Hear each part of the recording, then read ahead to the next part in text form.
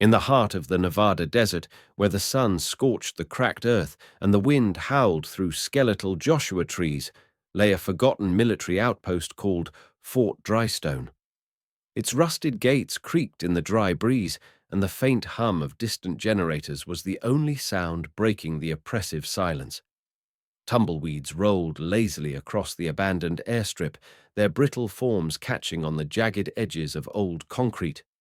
This was a place the world had left behind, a relic of Cold War paranoia, now home to a skeleton crew of soldiers and a man named Daniel Carter. Daniel was a ghost among the living. At 38, he was lean but unassuming, with calloused hands and a face weathered by more than just the desert sun. His grey eyes held a quiet intensity, like a storm held at bay. To the soldiers at Fort Drystone, he was just the medic, a man who patched up scrapes, dispensed aspirin, and kept to himself in a cramped office cluttered with outdated medical journals. They called him Doc, but the nickname carried no warmth. To them, he was a nobody, a man who avoided conflict, who never carried a gun, and who seemed to shrink from the camaraderie of the barracks. Whispers followed him. "Why's he here? Guy's got no spine. Probably washed out of something better." But Daniel Carter was no coward. He was a man keeping a promise carved into his soul by a night he could never forget. 10 years ago, in a war-torn valley halfway across the world, he'd been a combat medic, one of the best. Under fire, he dragged soldiers from burning wreckage, stitched wounds in the chaos of gunfire, and held dying men as they whispered their last words. One of those men was his brother, Michael, a soldier whose life slipped through Daniel's blood-soaked hands despite every skill he possessed.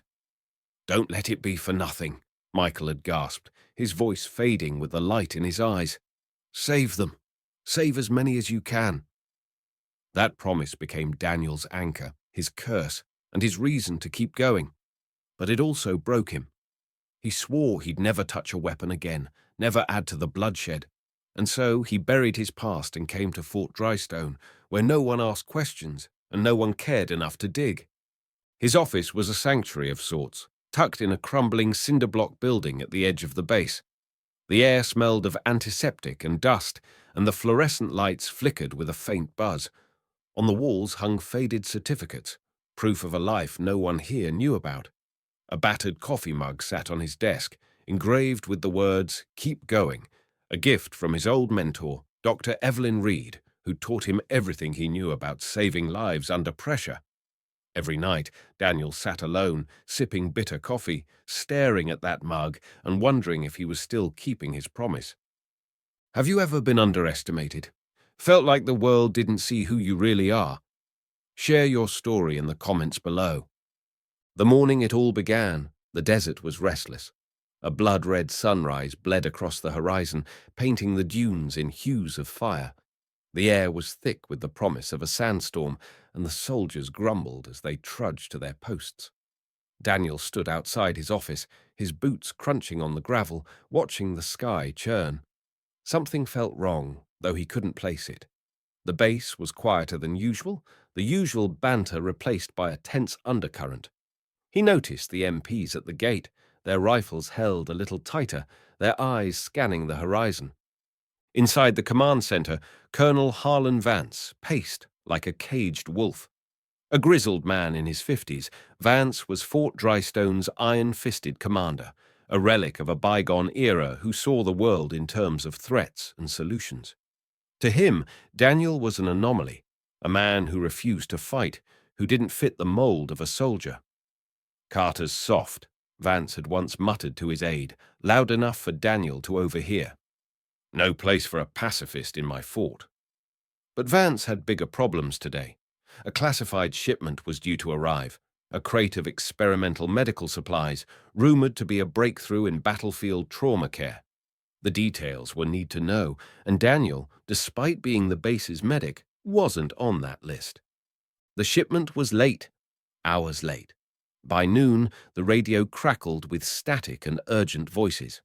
A convoy had been ambushed 20 miles out, caught in a narrow canyon by a rogue militia group that had been plaguing the region. The militia, led by a shadowy figure known only as the Jackal, was notorious for hit-and-run attacks, stealing supplies and vanishing into the desert. This time, they'd hit hard. The convoy was pinned down, its vehicles burning, its soldiers wounded or worse. The radio operator's voice trembled as he relayed the news. Multiple casualties. Requesting immediate medevac. They're sitting ducks out there. Vance's face darkened as he barked orders. Get a chopper out there now, and someone find me Carter. Daniel was already in the doorway, his medical bag slung over his shoulder, his expression calm but resolute. He'd heard the call. He knew what it meant. Lives were on the line, and no amount of bureaucracy or disdain could keep him in the shadows now. You're not going out there, Carter, Vance snapped, his voice like gravel. This is a combat zone. You're not trained for it. Daniel met his gaze, unflinching. I'm trained to save lives, Colonel. That's what you need out there. His voice was steady, but beneath it burned a fire Vance had never seen. For a moment, the room went silent, the weight of Daniel's words hanging in the air. Vance relented, but not without a scowl. Fine, but you're on your own if you get yourself killed. He turned to the radio operator. Get him on the chopper, and pray he's as good as he thinks he is. What would you do if you had to choose between staying safe and saving others? Tell us in the comments. The helicopter roared across the desert, its blades slicing through the thickening haze of the sandstorm. Daniel sat strapped in, his medical bag clutched tightly, his heart pounding not from fear, but from the weight of memory. The thrum of the rotors took him back to that night in the valley. The screams, the blood, Michael's fading voice. He pushed the memories down, focusing on the present. The pilot's voice crackled through his headset. ETA 5 minutes. It's a mess down there, Doc. Hope you're ready. The canyon came into view, a jagged scar in the earth choked with smoke and flame. The convoy, or what was left of it, was a graveyard of twisted metal. 2 Humvees burned, their black smoke curling into the sky like a funeral pyre. Bodies lay scattered, some moving, some not. The militia was still out there, their gunfire sporadic but deadly, pinning down the surviving soldiers behind a crumbling rock outcrop. Daniel's eyes scanned the scene, cataloguing the chaos with a medic's precision. Shrapnel wounds, burns, broken limbs. At least a dozen men needed help, maybe more. The chopper touched down in a whirlwind of sand, and Daniel hit the ground running, his bag bouncing against his hip. Bullets whined past, kicking up dirt, but he didn't flinch. He moved like a man possessed, low and fast, his focus absolute. The first soldier he reached was a young private, barely 20, his leg torn open by shrapnel, blood pooling beneath him. Stay with me, Daniel said, his voice calm but commanding as he tore open a tourniquet. You're not dying today. The private's eyes were wide with panic, but Daniel's hands were steady, his movements swift and sure. He tied off the tourniquet, packed the wound with gauze, and injected morphine, all while bullets cracked overhead. You're gonna make it, he told the kid, gripping his shoulder. Just hold on. The private nodded, tears cutting tracks through the dirt on his face. One by one, Daniel moved through the wounded, a silent force of nature. He dragged a soldier with a chest wound to cover, sealing the injury with a chest seal while whispering reassurances. He splinted a fractured arm under fire, his hands steady even as a bullet grazed his sleeve. The soldiers watched him, stunned, their mockery replaced by awe. This was no spineless medic. This was something else entirely. But the militia wasn't done. Through the smoke, Daniel caught glimpses of their movements, shadows darting between rocks, their rifles glinting in the dying light. They were closing in, and the chopper couldn't stay much longer. The pilot's voice crackled in his earpiece. Doc, we've got 2 minutes before we're sitting ducks. Wrap it up. Daniel's jaw tightened. There were still too many wounded, too many lives hanging by a thread. He couldn't save them all. Not here, not like this. But then he saw it. A soldier trapped in the wreckage of a Humvee, flames licking closer, his screams barely audible over the roar of the fire. Daniel's heart lurched. He saw Michael's face in the flames, heard his voice in the screams. Don't let it be for nothing. He made his choice. Daniel sprinted toward the burning Humvee, ignoring the pilot's shouts, ignoring the bullets, ignoring the heat that seared his skin. The soldier was pinned, his leg caught in twisted metal, his face contorted in pain and fear. "Hold on!" Daniel yelled, dropping to his knees beside the wreckage. The flames were close, too close, snapping and hissing like a living thing. He could smell the acrid stench of burning fuel, feel the heat blistering his hands as he worked to free the man. Come on, he muttered, his fingers slipping on blood-slicked metal. The soldier's name tag read Perez. He was young, maybe 25, with dark eyes that locked onto Daniel's, pleading. Don't leave me, Perez gasped, his voice breaking. I'm not leaving you, Daniel said, his tone fierce. Not today. He yanked at the metal, his muscles straining, until it gave way with a groan. He dragged Perez free, half carrying, half stumbling toward the chopper as the flames erupted behind them. The militia's gunfire intensified, bullets chewing up the ground at their feet.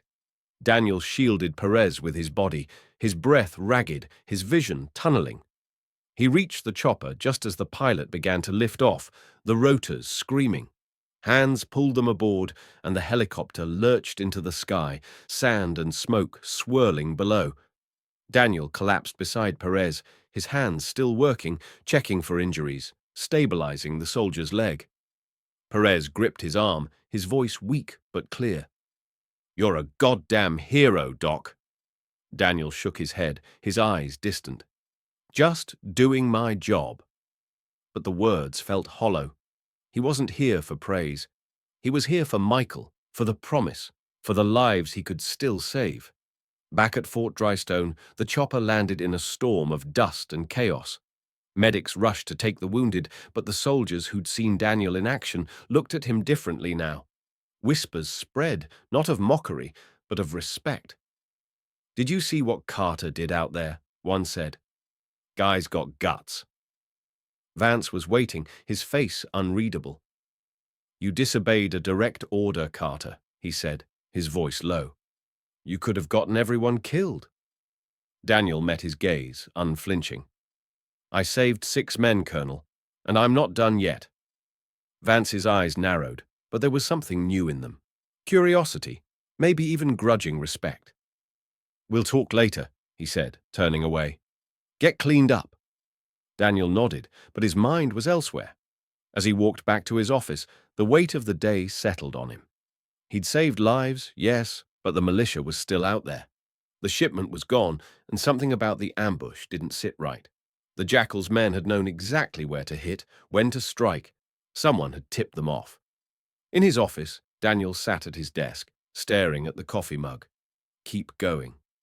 He thought of Evelyn Reed, his mentor, who'd once told him, the system will try to break you, Daniel, but you're stronger than it. Don't let it win. He opened a drawer, pulling out a faded letter she'd written him years ago, her elegant handwriting a reminder of her faith in him. You're not just a medic, you're a healer. Never forget that. He folded the letter carefully, his jaw tightening. The ambush wasn't random. Someone on the inside was working with the militia, and those experimental supplies weren't just medical. They were worth millions on the black market. Daniel's instincts screamed that Fort Drystone was rotten at its core, and if he didn't act, more lives would be lost. Have you ever uncovered a truth that others ignored? Share your story below. That night, the base was quiet, the sandstorm raging outside like a beast clawing at the walls. Daniel sat in his office, the flickering fluorescent light casting long shadows. He pored over the convoy's manifest, stolen from the command center during the chaos. The crate was listed as Medical Prototype X-17, but the details were redacted. Why would a routine medical shipment need that level of secrecy? And why was Vance so cagey about it? He remembered a conversation he'd overheard weeks ago. Vance and a civilian contractor, a slick man in a suit who'd flown in from D.C., they'd spoken in hushed tones about the package and keeping it off the books. Daniel hadn't thought much of it then, but now it gnawed at him. Was Vance involved? Was the ambush an inside job? He needed answers, but he couldn't trust anyone. Not yet.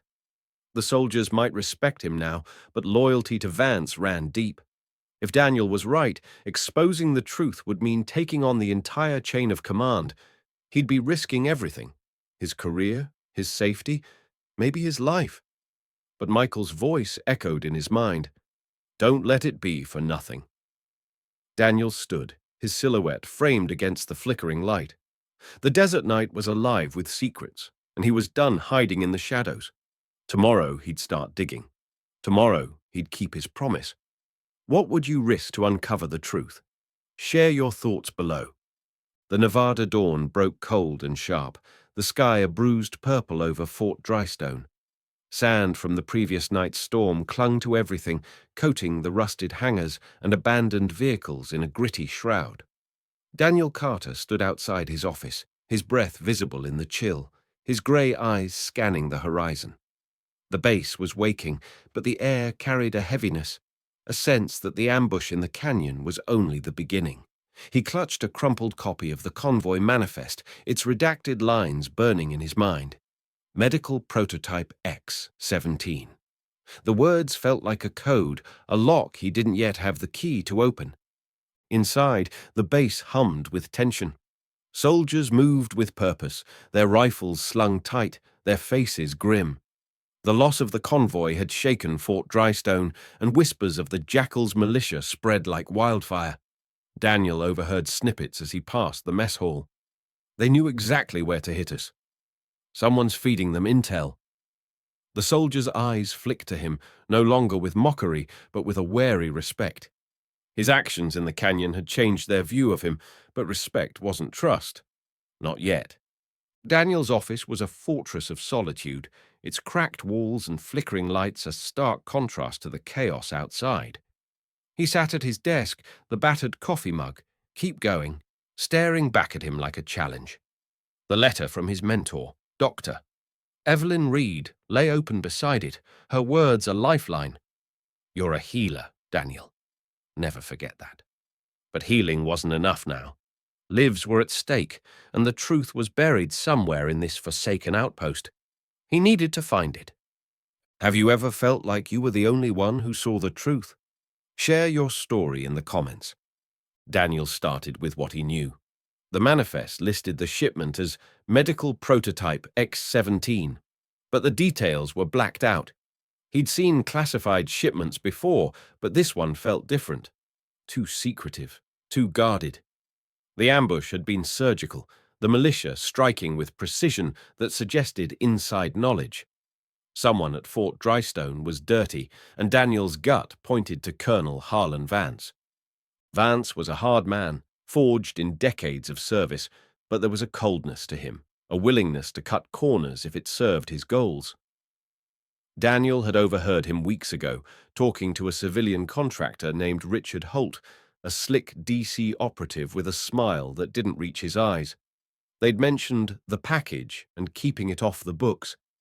At the time, Daniel had dismissed it as typical military secrecy. Now it felt like a thread worth pulling. He started digging discreetly. During his rounds, he listened to the soldiers' chatter, picking up fragments of information.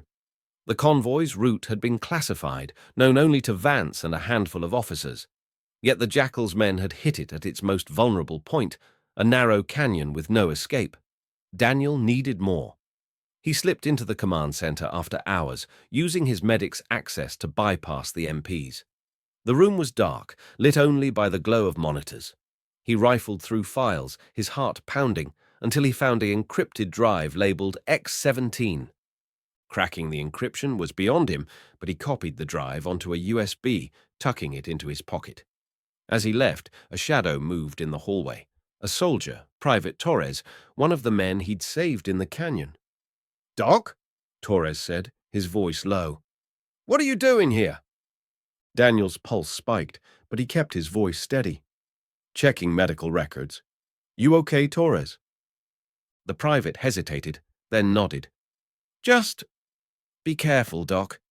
Things ain't right around here." His eyes darted to the darkness, and Daniel knew he wasn't the only one sensing the rot.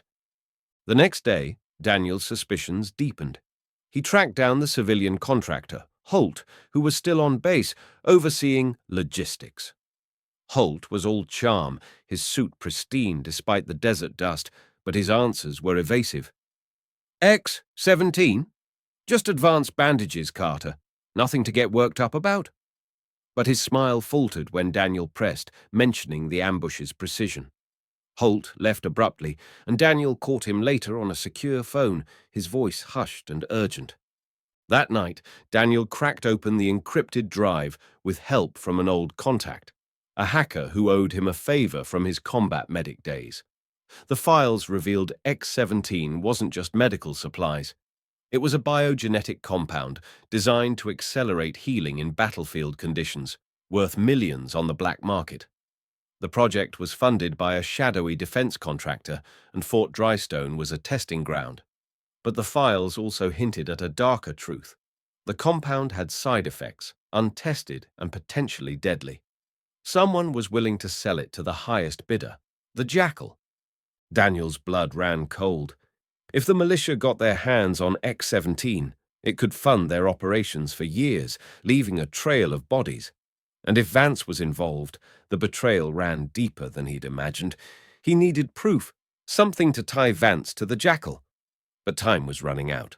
The base was on edge, and Holt's men, private security contractors, were watching him too closely.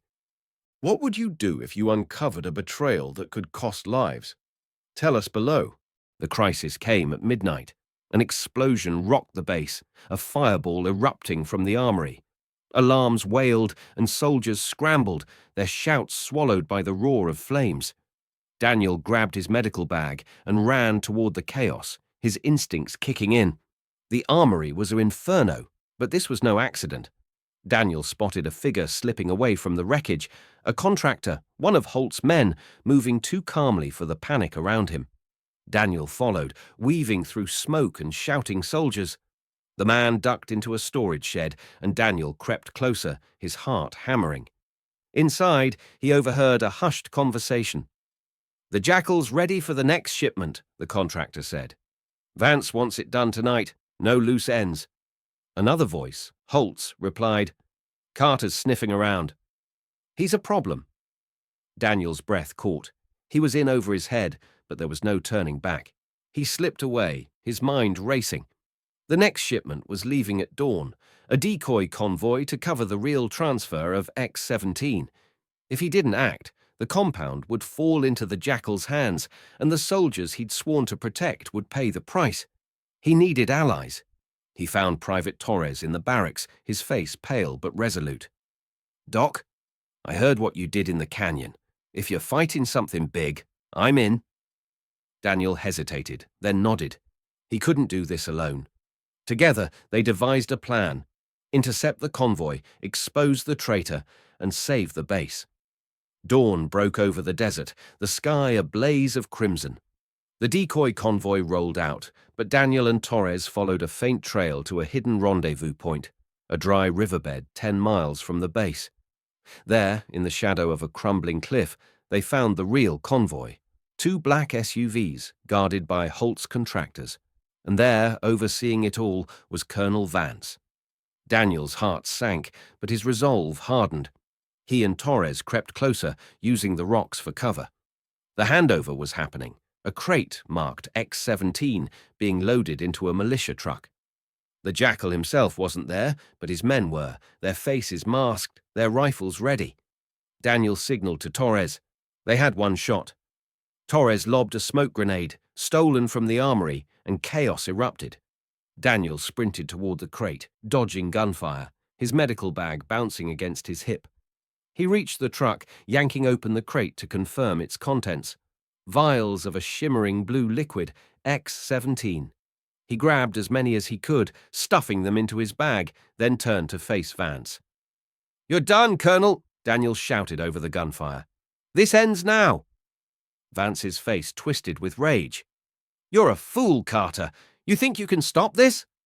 He drew his pistol, but Daniel was faster, not with a weapon, but with his mind.